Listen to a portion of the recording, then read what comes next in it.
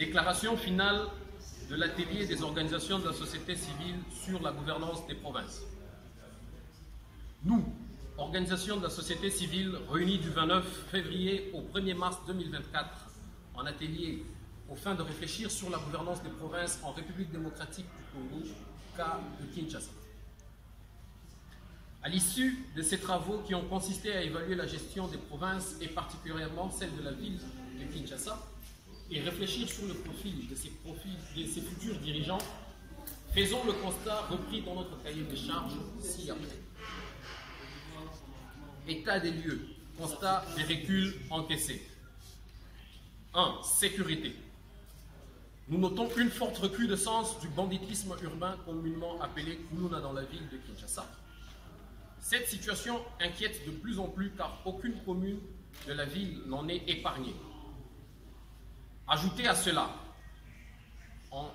un service de police prédateur, que ce soit dans la circulation routière autant que dans les services dits de proximité. Le Quinois est aujourd'hui en proie au banditisme au service dédié à sa sécurité. 2. Santé et environnement.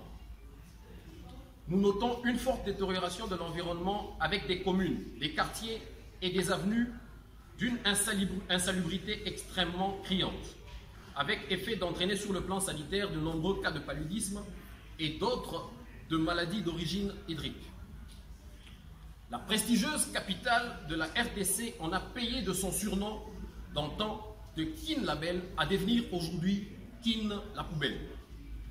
3. Transport, urbanisme et infrastructure.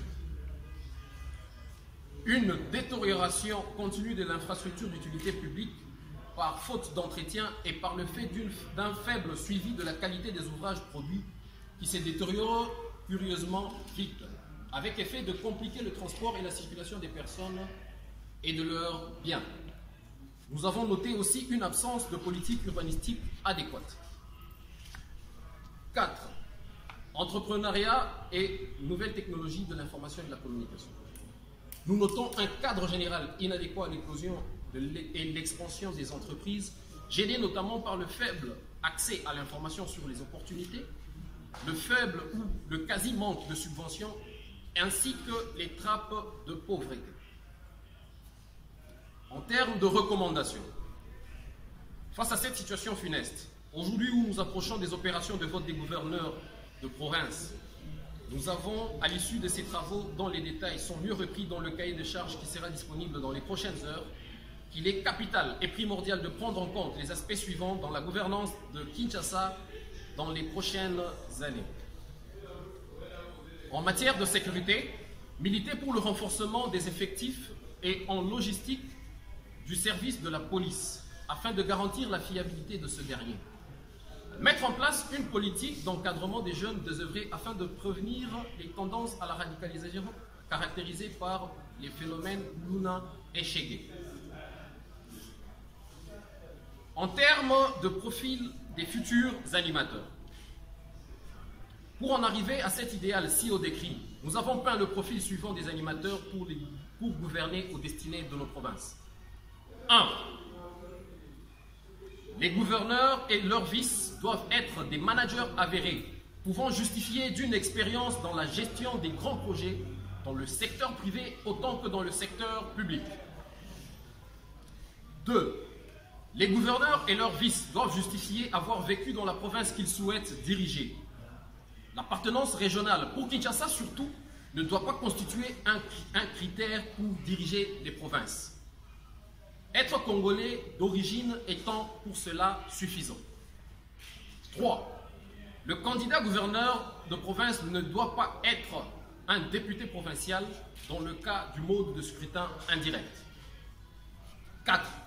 Stopper les pesanteurs des partis politiques dans la désignation des candidats gouverneurs et leurs vices, ainsi que dans la gouvernance des provinces pour éviter d'avoir des animateurs incompétents et les instabilités de gestion des provinces.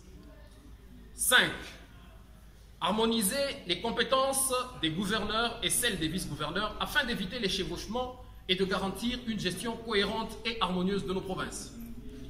6. Enfin, Les gouverneurs de province doivent faire preuve d'un sens de redevabilité et de proximité envers et avec la population et savoir faire participer celle-ci à la gestion de sa cité. Nous formulons ainsi le vœu de voir ces aspirations être prises en compte par les divers acteurs concernés sur la chaîne de gouvernance allant du pouvoir central à celui de province.